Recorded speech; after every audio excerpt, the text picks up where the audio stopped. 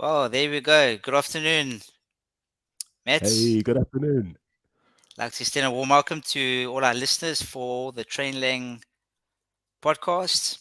And of course, we are really happy to have you with us, joining us. So, a warm welcome. Hey, Peter. Thank you. Always nice to be on the podcast. Looking forward to the pod today. We're going to have an interesting conversation, Matt. We're going to be talking about sports vocabulary. You know, no matter where you look in the world, there's one common thread that ties all of us together. And that is the love of sports. And it's true, it doesn't mean that everyone loves the same kind of sport, but because there's such a huge variety of sports that's played around the world, everyone has their favorites. What do you think about that? Yeah, it's so true, Pete. You're right. Wherever you go, that's the case. Part of everyday life, really. And in fact, some people are totally obsessed. No, with sports, it takes over. And you can watch them on TV. You can listen to games on the radio, or maybe you just like to get involved as a way to keep healthy. So, yeah, whatever your relationship is with sport, and especially if you're learning English and you want to talk about your favorite sport, you're going to need some keywords. And I think the pod today is going to help our listeners with that. Excellent, very good. Yeah, it's very true, because in conversations, we always like talking about sports. And it's good for us to know how can we use sports vocabulary as a verb. We're going to learn how to use sports vocabulary as a noun and also places. And we're going to learn a few other tricks that we can include in our conversation. So, what do you say, Matt? Let's get sporty, right? Let's do it, Pete. Come on. Let's do it. Okay, so here we're going to talk about, first of all, verbs as in sports vocabulary. Yeah, we've got some examples. I thought I'll share a little PowerPoint presentation there just to help us and guide us there. There we have the first one, beat. This is not to beat someone up, no, but rather to beat an opponent or a team. As an example, we can say she beat him easily at chess. There's a couple That's a of good there's a couple one. of others there, eh?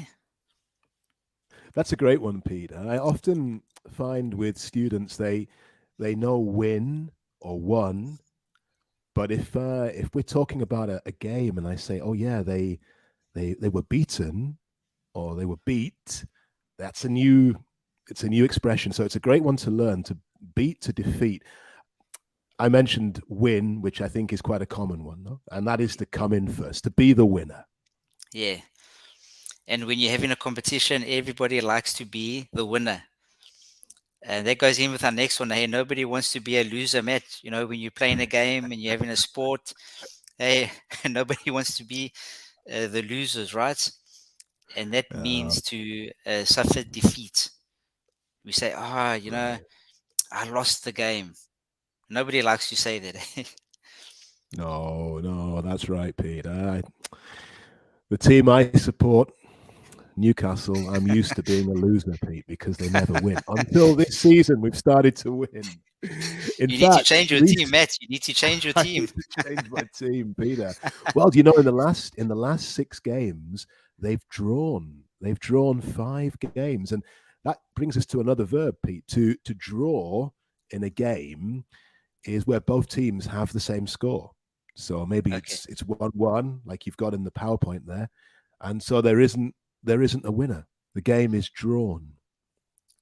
good. And so basically, both teams score, right? They score a goal, and there is to achieve points. And especially with the World Cup, Argentina, France, you know, both teams scored goals. And of course, it's important. And our next one there is to train. You're not going to win any games if you don't train, eh? And that means to practice, to get into good physical condition, to make sure you don't get injured, so that you can be well prepared to to play the game. Very good. All right, so Matt, excellent. Let's go to some more verbs here. Okay, we spoke about getting injured. They need to practice so that you don't get injured. Okay, that means to get hurt or wounded. Okay, nobody really likes to for that to happen to them when they play in their favorite sport, right? No, no, that's a disaster. No, so you don't want to get injured. No, no. And I'm just reading. Actually, I didn't see that before when we were getting ready to go live, Pete. But here, Yeah. pass, and the example is to give the ball to another player of the same team to pass. But then it says when Matthew plays football, he never passes the ball. How did you come across this information, Pete? Well, I'm assuming, Matt, you supporting the interesting soccer team, that you like football. Unbelievable. I think you've been talking to some of the guys I play football with. Yeah. So this is a very Yes, useful verb. In absolutely. many team games, you've got to, or you should pass the ball, no? And Yeah, yeah, there we go. Good. good. And then the last one, yeah, for the verbs is to dribble. And maybe for our listeners, this is a verb that we don't really hear often or perhaps use is to dribble. Okay, that basically is to, depending on the sport that you're playing, to either carry the ball or to move past an opponent with the ball. The verb there that they use is dribble. They dribble very well, as an example, but not a very common verb that we hear very often. This is Good. a great verb to remember, I think, Pete, especially if you've got a speaking exam coming up and you want to talk about your hobbies. If you're able to Good. use a verb like dribble, it's always impressive. So an Yeah, unusual one, but a good one to try to remember for the listeners. absolutely. Very good. Hey, Matt, let's move on to nouns. How do we use nouns in sports vocabulary?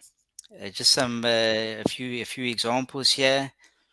Okay, we all know the captain comes under a lot of fire when the team loses often, or that the team doesn't play very well. The guy that gets the stick is always the captain, right?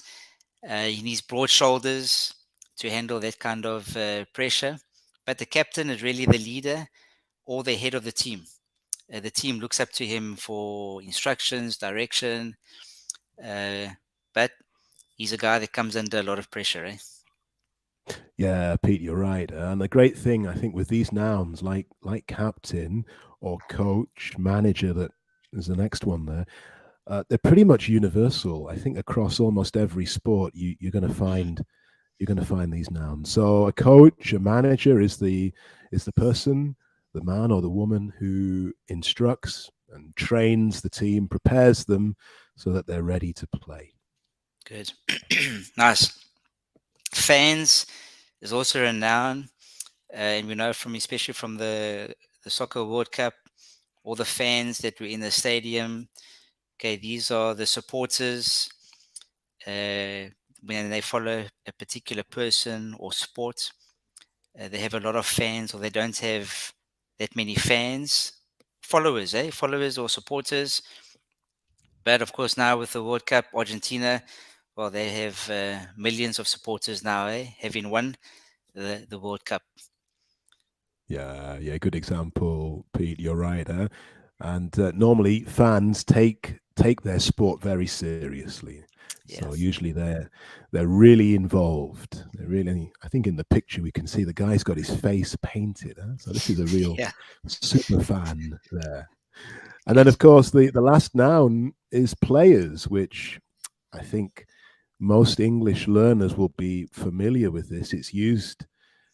It's a well, in this case, a noun that we use a lot. So, player is the person involved in the game. good. Yeah, excellent. A few more nouns here, Matt. I'm just going to briefly run through them, eh? We've got the referee there. He's the official. He also comes under fire sometimes, depending on whether the decision works in the favor of your favorite team. Okay, he's the guy that shows the yellow card, the red cards, follows the rules. We've got a stadium, is where the area where they play um, the sport, eh? What about the next two, Matt? Starting lineup, substitutes. How do we use these? Yeah, these are quite. I was going to say niche words, unique. Well, unique, no, specialized words, I guess, Pete, Mm, for games. The starting lineup. There we have it. The list of players that are going to start the game. But of course, those players maybe they change during the game if somebody gets injured, or if the coach decides to make a change, then he can bring on a substitute. So this is someone who didn't start the game but is ready to come on and replace another player. yeah, very good. Excellent. Nice. So, Matt, now places in sports vocabulary. Where do we play tennis and basketball? Where is tennis and basketball played? What kind of a place? Yeah, so we don't play on a field. The Mm, word in English is court. Tennis, basketball are played on a court. good. Excellent. And here we have football, rugby, hockey. Okay, we've got two places that we use in English, a pitch or a field. I'm guessing depending where you are, America, Britain, pitch is favored in some places above a field, but they both refer to the same thing, eh? Where football, rugby, and hockey are played. What about Formula One and cycling? What kind of a place is that sport held at, Matt? Yeah, okay, this one is again a little bit unusual. In English, we use the word circuit. So it's a Formula One circuit or a motorcycling circuit. And that carries, it has the idea of something, a closed circuit that the cars Mm, go around, you know, as we see in Formula One or in bike racing. So yeah, nice. court, pitch, and circuit. Three nouns for our listeners to try to remember. Good, excellent. Thanks very much, Matt. So there we have it, eh? Sports vocabulary as verbs, nouns, places, and of course, the more we use it, the more we practice it, the more we include it in our vocabulary and in our conversations, the better familiar we're going to become with them, eh? Great stuff, Matt. Excellent. Thank you very much. So I have one question for you, Matt. And I want all the listeners to know. Tell us, are you good at sports? Oh, Pete, I can't believe you asked me that, and I've got to be honest because it's going out broadcast now, so I can't. Well, I used to be amazingly good at sports, Peter. No, I enjoy sports. I like Good. to I like to play, but yeah, I'm just average. Nothing special, Peter. What about you? You're very humble, Matt. You're very humble. Yeah, no, I'm the same as you. I enjoy playing sports, just as to get some exercise, to stay fit, to try and keep fit, but not at the competition level, eh? Just at the enjoyment level. I think we need Tell to us, Matt. organize a. Yeah, exactly, exactly. In Spain, what are the most popular sports in Spain? I haven't been in Spain for a very long time. Uh, what are some of the popular sports that they play in Spain? I guess, Pete, the most popular has to be football. I think that's the biggest one here in Spain. Most people either support Real Madrid or Barcelona. So I think football is king in Spain. But then, of course, because we have good weather here, there's many Yes. other sports that are popular. So tennis is very popular, basketball. And Okay. recently, I'm sure you've seen as well, there's lots of paddle courts. Yes. Paddle has become a really popular game here. Okay. Paddle. I'm not familiar with it too much in South Africa. They don't play paddle. Uh, tennis. Maybe a little bit of similarities there.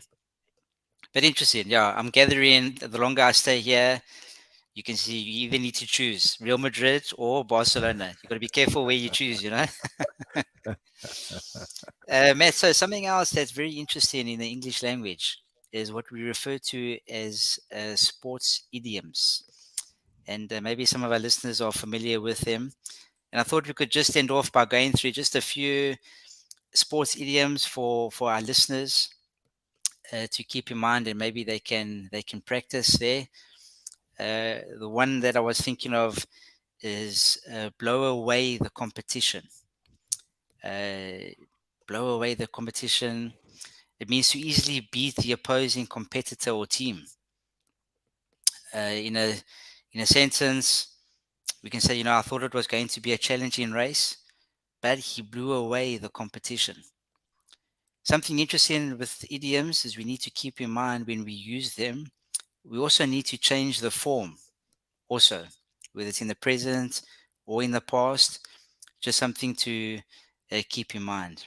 Can you think of any other sports idioms, Matt, that our listeners might be interested in? Yeah, there's a nice one I like. We talked about teams drawing when they're the same earlier, no? And something that's maybe related to that is if it's neck and neck. Mm, So, I mean, that's the great thing with idioms. When you hear them, it's difficult to understand if you're not a native speaker. What does it mean, neck and yeah, neck? But this means that two teams or two competitors, two people are equal in their chance of winning. Maybe there's two guys running and they're exactly at the same position as they come towards the end of the race. Well, you could say, oh, wow, they are neck and yeah, neck. Or perhaps, I don't know, maybe in the football, Barcelona and Real Madrid have the same points. They both have, let's say, 60 points in the league with 3 games left. So they're yeah. neck and neck. That's an interesting idiom, Matt. Thank you very much. Another one, maybe the last one we can share with our listeners is to get second wind. To get a second wind. It's very interesting. It means to experience a renewed energy after a period of fatigue. Maybe when you in a marathon and you're running and you start to slow down, you're at the final stages of the race, and people around you are cheering you on, they're encouraging you. You're slowing down, but all this encouragement, people cheering you on. Hey, all of a sudden you get like the second wind. You get this renewed energy to get you over the finish line. So that's also an interesting idiom that we can use and practice. That's a good So one, Matt, Pete. I like. it's been great. It really has been great. We want to thank our listeners for joining us. We've discussed some interesting topic, sports. I'm sure our listeners are ready and raring to go to not only play sport but to practice the vocabulary that we've discussed together. So, Matt, maybe you can share with our listeners if they want to take a lesson with you and learn more about football, other parts of the English language, where can they go? Oh, Pete, this is a good question. So, if you want to learn more, to have a lesson, as Pete mentioned, then come along to our webpage, which is campus.trainlang.com. So come along there, and there's lots of things you can see there. The webinars, you can catch up on podcasts that maybe you've missed. Have a look at the course that we have that we follow. So plenty to do and see there. Yeah, absolutely. Very good. Hey, Matt, so thank you once again for joining me. It's always great having you with me to help us through the podcast here. We appreciate your inputs, and also to the listeners for joining in. And we hope that they have a good afternoon. Hey, thank you, Thanks, Pete. Matt. Very nice. Appreciate the All right. invitation. See you next time. See you next Goodbye, time, eh? everybody. Bye. Bye, everybody.